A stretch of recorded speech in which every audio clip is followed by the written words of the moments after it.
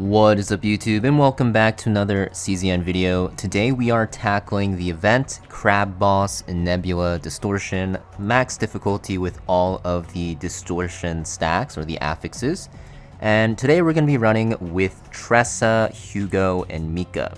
So I'll show you guys the stats at the end and let's get into it. But basically, this is going to be a very hard fight. I haven't actually cleared it yet.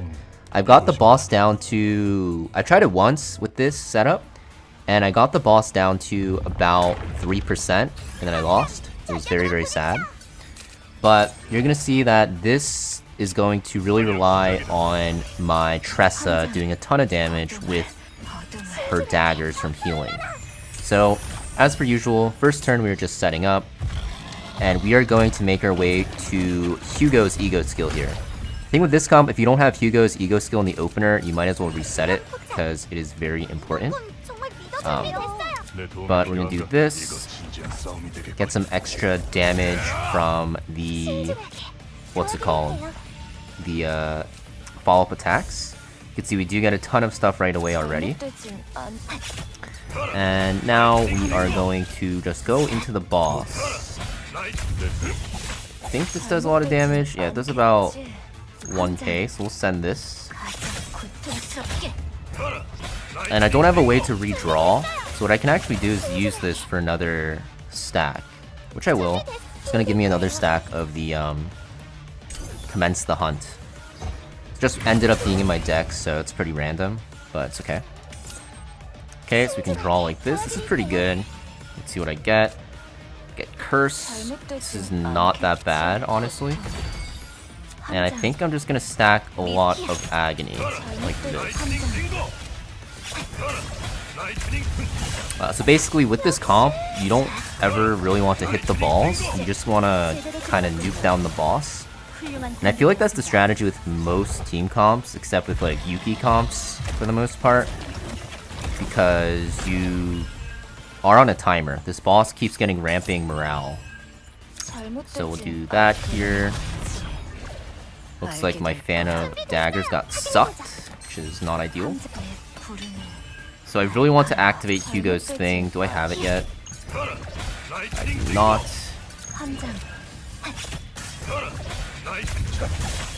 You can see my Hugo is T2, C2, A2, so he does have some AoE. So it looks like I will get Hugo's ego skill the next turn, which is very good. It's gonna make me do a lot of damage. I don't really care about the active effect. It's mostly the Commence the Hunt damage I care about. There we go. We do crit on everything, which is a bonus, I guess. Okay, so we'll get a lot of daggers here. So we have 5. I could actually get another one. So we'll get another one here. Another 2 actually, because of the healing, creating another dagger. And we are just full sending into the boss. You get one of our daggers eaten, which is okay. I think we have enough daggers anyways.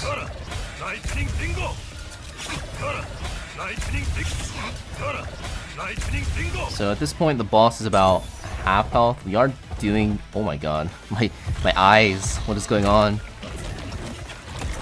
We're doing okay. I think we are on track to kill it before we die. Ooh, this is... that's a dead turn. That's really, really bad. So we might not be on track anymore. I think we're still okay though. Maybe not. Depends on the next few... wow, that's very unfortunate. Okay. So I can do this here. I get 2 more daggers, and I will be able to take out Contamination. Do that. Boss is at 6 stacks, which is very scary. It's creating more balls, but because they're already here, they don't even heal, which... is that an oversight? I don't know. But I ain't complaining. So we're gonna make more daggers. This is gonna give me 3 more cards into my hand, right? Yep, there we go. Ooh, this is perfect. So this is going to generate a ton of stacks. I think I wasted one, but it's okay. I'm gonna wait. I could use Tina here for extra damage from Hugo, which probably was fine to do, but I want to wait for if I have like another AP to use, or I could just use Tressa's skill at some point. So it is gonna chop me up, which is fine. Do have how much damage on the boss left? 6.9. Nice. So I think I want to do this. This generates me 2 daggers. We'll do this here. And do I heal for 2 more daggers? Yeah, I think I do. So do I do this? Extra? No, I think I just make more daggers. Okay, let's actually send everything first. Actually, I don't even need to use it this turn if I don't want.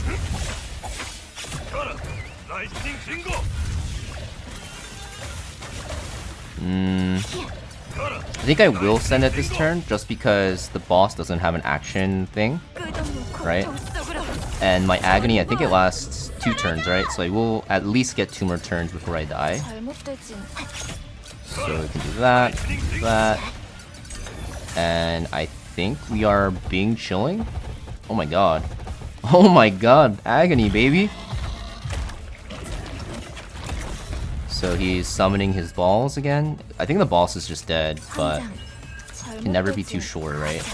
I think it dies with this, and nice. We kill the boss on the max difficulty finally. That was kind of tough. So I've tried so many comps. I really tried not to use Hugo, Tressa, Mika because this is like the comp I've defeated everything with ever on like the highest difficulties, and was kind of forced to do it. So you can see, you know, we did get all the achievements now for max distortion stacks. So that was pretty much the first 3 weeks of the season, the first cycle. That was the last content, the end game boss, which we finally did. So thank God we are done with that because it is super annoying. So as promised, I'll show you guys the build on my characters. Okay, so I think it's easier in this menu. So you can see my save data isn't even that crazy, right? You can see that this is what my Hugo's on, just like a really standard build. Yeah, literally nothing really too special. Honestly, it's like a base deck if you want to look at it like that. And then we have Mika here on this deck that I farmed yesterday.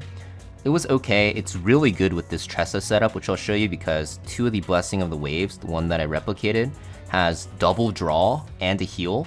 So this generates me 4 cards with the Tressa build. One of these Blessing of Waves generates me 4 cards, which is insane because I get 2 from drawing and I get 2 Shadow Daggers. I also have this Source of Water, which also draws for me, which is very nice. And then this Forbidden Eternal Hunger I didn't really use at all, but it's just there to generate me another Commence the Hunt stack. But if you run this with like Nia or like another character like Veronica, not Veronica, something that can shuffle it in, it's obviously very good. If I run her on Nyx, the partner that can shuffle your cards in, I think it'll be amazing. I probably should have ran it in this run, but I didn't. But this is the Tressa build. This is like the star of the show. I farmed this deck today. I got very lucky. Even though the Faint Memory and the TB is very low, honestly, it's one of the best Tressa decks I've made because I have 2 of these Unsheathed Daggers, which was Epiphany to create 3, which you saw. I also have 2 of these Shadow Reloads with the Initiation, where if I get healed, I create another one. So usually I don't really like this card with this Epiphany because in Basin, before the season started, this doesn't really help when you kill fast, when you want to kill in like 6 turns. But in this fight, when you are needing a lot of healing, when you are needing to kill over like a cycle of, I don't know, 12 turns, this has a lot of value, especially if you replicate it. You could see with this Mika setup, this was actually crazy, right? Because like I said, this Blessing of Waves generates me 4 cards while healing me. So yeah, that's basically the save data that I ran. This is going to be the gear, nothing too crazy. Yeah, my Mika's on health. I'll just go through all the pieces for you so you can pause it and see. But I will say that, you know, the gear isn't too crazy. I think my best gear is probably on my Hugo. But you could see my Tressa's on a damage setup here with 222. Unfortunately, I don't know. Actually, the Void Set's probably pretty good now after the buffs. But I didn't test it out. I didn't really have any mats, materials to upgrade the new gear. But you'll see, like, my Hugo gear, some of the pieces are pretty crazy, like this one, right, with the extra damage. So that's why I was doing a ton of damage here, because my Hugo gear is okay for the most part. But yeah, another one here on the weapon, so yeah. That's pretty much it though, guys. Hopefully you guys can clear it as well before the first cycle of the season ends. It's a very hard boss. You just need a lot of damage. I think Maylin, Veronica, even Yuki can do it. I think all your teams can do it, but it really comes down to just farming that could save data in the Chaos world. So yeah, thank you for watching, guys. Make sure you guys hit that like and subscribe, and I will see you guys next time.